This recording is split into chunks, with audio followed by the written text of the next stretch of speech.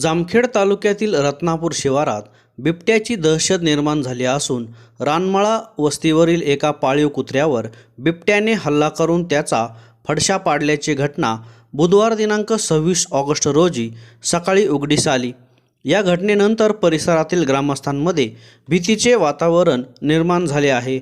रत्नापूर शिवारातील रानमळा वस्ती परिसरात सकाळच्या सुमारास पाळीव कुत्र्यावर अज्ञात वन्य प्राण्याने हल्ला केल्याचे ग्रामस्थांच्या निदर्शनास आले होते।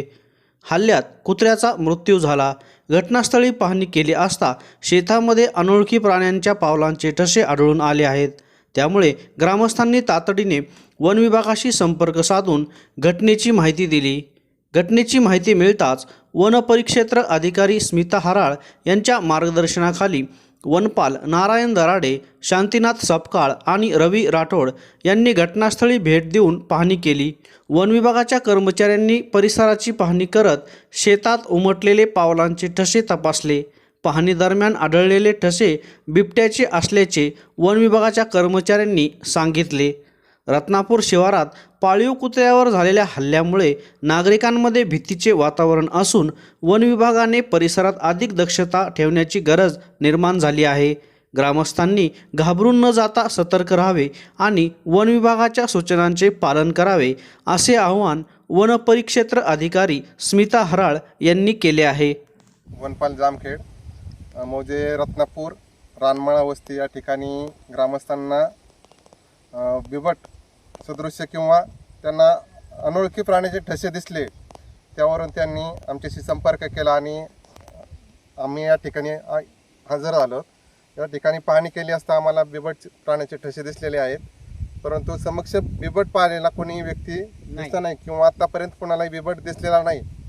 तरी वन विभागाच्या वतीने मी स्थानिक रत्नापूर आणि परिसरातील ग्रामस्थांना जाहीर आवाहन करतो की कुत्र्याचा उल्लेख करा। या ठिकाणी रानमळा वस्तीवरील व परिसरातील नागरिकांनी आपले लहान मुलं शेतात एकटे सोडू नयेत किंवा ऊस व दाट वाढलेल्या पिकामध्ये एकट्या व्यक्तीने जाऊ नये। तसेच आपले जनावरं गोठ्यामध्ये बंदिस्त करावेत आणि पुरेसा उजेड लावून त्यांचे रक्षण करावे। तसेच रात्री बेरात्री एकट्या व्यक्तीने जाऊ नये। पाणी भरण्याची गरज पडल्यास समूहाने किंवा 2-3 व्यक्तीच्या समूहाने पाणी देण्यासाठी जावे। तसेच मोबाईलवरती गाणी मोठ्या आवाजात लावावीत आणि एकमेकाच्या संपर्कात राहावे, मोठ्याने बोलावे। एकट्या व्यक्तीने रात्रीच्या वेळी शेतामध्ये फिरू नये आणि पाणी देण्यासाठी जाऊ नये। तसेच या ठिकाणी एक कुत्रा गायब झाल्यामुळं कुत्र्याची ओळ पडलेली आहे शेतात, तर त्याने कुत्र्याची शिकार केलेली असावी। बिबट या प्राण्याचं